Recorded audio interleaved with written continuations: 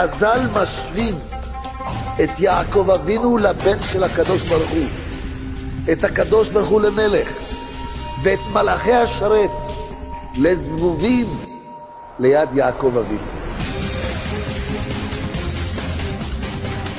7 שנים עבד, 7 שנים בקור ובחום עבד בשבילה, והתרא בו ואמר לו, אני רוצה את רחל, בתך הקטנה, טוב, בא לי לאכול. עשיו בא עייף, הוא בא רעב. אדם נמדד כשהוא עייף, אדם נמדד כשהוא רעב. איך הוא אוכל, איך הוא מתנהג?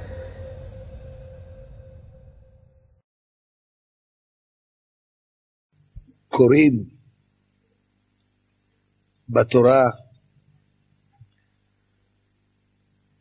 בחז"ל, בתלמוד, על הגדלות של האבות הקדושים, ואנחנו שואלים את עצמנו, מה עשו האבות הקדושים שזכו לכל כך הרבה?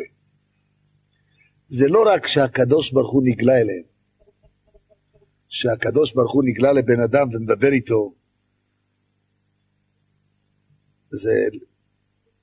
זה העונג הגדול ביותר שיכול להיות עלי אדמות בעולם הזה ובעולם הבא, שהקדוש ברוך הוא מדבר עם בן אדם. יעקב אבינו השם נגלה אליו כמה פעמים, דיבר איתו כמה פעמים. לא רק זה, כתוב, התרגום מביא את זה בספר בראשית, תרגום יונתן בן עוזיאל, בפרק כ"ח, יעקב וחסיד, עיקונין שלו, הצורה של יעקב אבינו, קבוע בכיסא הכבוד. הדמות של יעקב אבינו חקוקה בכיסא הכבוד. מה זה כיסא הכבוד?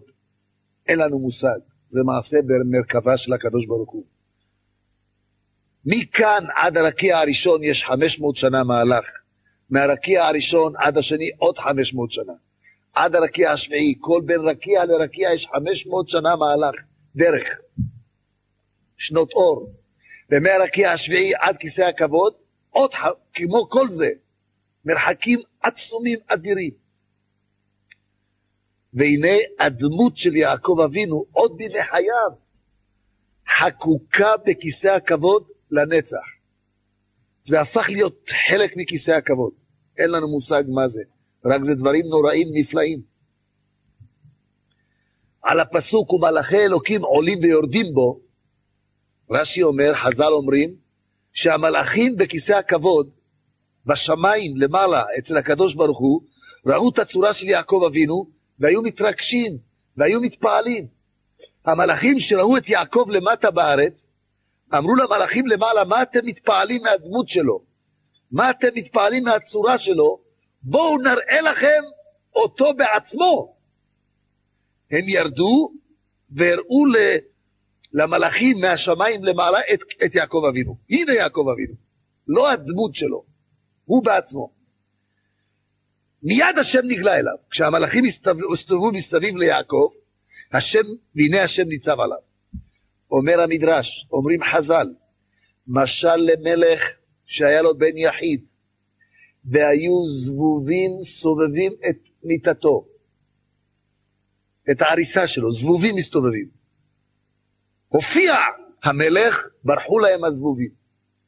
תראו איך חז"ל, איזו גבורה צריך, איזה אומץ, איזה כוחות. חז"ל משווים את יעקב אבינו לבן של הקדוש ברוך הוא, את הקדוש ברוך הוא למלך, ואת מלאכי השרת, מלאכי העליון, לזבובים ליד יעקב אבינו. וכשהשם נגלה על הבן שלו, על יעקב, ברחו להם הזבובים. תראו לאיזה דרגה אדם יכול להגיע, שהמלאכים, מלאכי השרת, מלאכי העליון, יהיו זבובים ליד האדם. איזה כוחות, איזה דרגות אדם ילוד אישה יכול להגיע. איזה כוחות השם נתן לנו, ולמה אנחנו צריכים לשאוף ויכולים לשאוף. עוד יותר, היום ראיתי גמרא במסכת מגילה דף י"ח. אומרת הגמרא, הקדוש ברוך הוא קראו ליעקב אל. הקדוש ברוך הוא קרא ליעקב אבינו אל. שנאמר, ויקרא לו הקדוש ברוך הוא קרא לו, ויקרא לו אל אלוהי ישראל. מי קרא לו?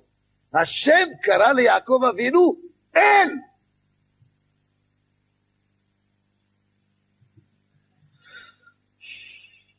איזה דרגות. איך אדם יכול להגיע לדרגות כאלה? ומה הכוונה בגמרא, רבותיי היקרים? מה הכוונה בגמרא? שהקדוש ברוך הוא קרא ליעקב אבינו אל. אלוקים זה כוחות, בעל הכוחות כולם. דיינים הם אלוקים. והביאו לפני האלוקים, מרש"י לפני הדיינים. איך יעקב אבינו זכה שאלוקים יתגלה אליו? איך יעקב אבינו זכה שדמותו תהיה חקוקה בכיסא הכבוד? זה עוד כשהוא חי, תארו לכם היום. איך יעקב אבינו זכה לדרגה שהקדוש ברוך הוא קראו אל? מה עשה יעקב אבינו? חז"ל אומרים, מה בין יעקב לעשיו? מה בין יעקב לעשיו? אני רוצה בעזרת השם להבליט כמה נקודות אופי יפות, להדגיש את ההבדלים בין יעקב לעשיו. חז"ל אומרים ששניהם היו הולכים לתלמוד תורה ביחד. ועשיו היה תלמיד מצטיין בכיתה, הוא היה תלמיד מצטיין שבוע, כל שבוע. מצטיין. כל הקיר בבית היה מלא, עשיו מצטיין. לא הכירו מי יהיה גדול, לא ראו שום הבדל על שניהם. אומרים חז"ל, כל 13 שנה, עשיו ויעקב, שניהם הולכים לתלמוד תורה, ושניהם באים לתלמוד תורה. ואף אחד לא הכיר ביניהם, לא ראה שום הבדל ביניהם. אחרי 13 שנה, זה הולך לבתי מדרשות, וזה הולך לבתי עבודה זרה, בתי קולנוע. אבל כל הזמן לא ראו הבדל. שניהם תלמודי תורה הולכים, עוד יותר. אומר הקדוש ברוך הוא, אומרים חז"ל, שאמר הקדוש ברוך הוא, כשם שחל השם על יעקב, כמו שהשכינה, כמו שהקדוש ברוך הוא חל על יעקב אבינו, כך היה ראוי לחול על עשיו. שם השם, מרכבה על השכינה, כמו שיעקב אבינו הפך להיות מרכבה לשכינה, דמותו חקוקה בכיסא הכבוד, כך היה צריך, כך היה ראוי עשיו להעמיד מלכים ויעקב כהנים. אז מה קרה? איזו מידה סובבה את עשיו מלהיות בכיסא הכבוד, להיות בפח, להיות כלום, שהקדוש ברוך הוא מעיד עליו, ואת עשיו שנאתי. הוא האדם היחידי בכל התורה והספרות שלנו, הוא האדם היחידי באנושות שהקדוש ברוך הוא אומר, ואת עשיו שנאתי, אני שונא אותו. עשיו בזוי אתה מאוד, אתה בזוי, אני שונא אותך. מה קרה? הוא בזוי, הוא שנוי על הקדוש ברוך הוא עד היום. יעקב אבינו דמותו חקוקה בכיסא הכבוד כבר אלפי שנים עד סוף הדורות, ועשיו לדיראון עולם, עמלק. השם נשבע שלא יהיה שלם הכיסא עד שהוא ימחה את זכר עשיו, את זכר עמלק. מה קרה לעשיו? אדם כזה גדול, יכל להיות שדמותו תהיה חקוקה בכיסא הכבוד, והוא בדיראון עולם, בשפל המדרגה. מה קרה? האדם בטבעו, אני אגיד לכם, מה שחשבתי השבוע, האדם בטבעו, כל אדם, נתון להשתנות, בהתאם למצבי הרוח שלו, של הסביבה, של אשתו, של הילדים, בעבודה, של הנהג באוטובוס. האדם בטבעו נתון למצבי רוח. אין לי היום מצב רוח, יש לי מצב רוח. מרגיזים אותו, מרמים אותו, איך הוא מתרתח. אם לא מרגיזים אותו זה בסדר פחות או יותר, אז מרגיזים אותו אז הוא מתרתח. אדם בדרך כלל נתון למצבי רוח, משתנה, הוא זז, היום יותר טוב, פחות טוב, כל הזמן נתון לתנודות. האישיות של יעקב אבינו, הוא היה אדם חזק אופי, אדם ששלט על המידות שלו במלואן. הוא תפס את המידות שלו, את כל היצרים שלו, את כל הרגשות שלו העצומים. זה גבורה עילאית, זה מלך. אדם שיכול לתפוס ולרכז את המידות שלו, את הרגשות שלו, את התאוות שלו, לתפוס את כולם ולנווט אותם בהתאם לרצון השם. זה יעקב אבינו.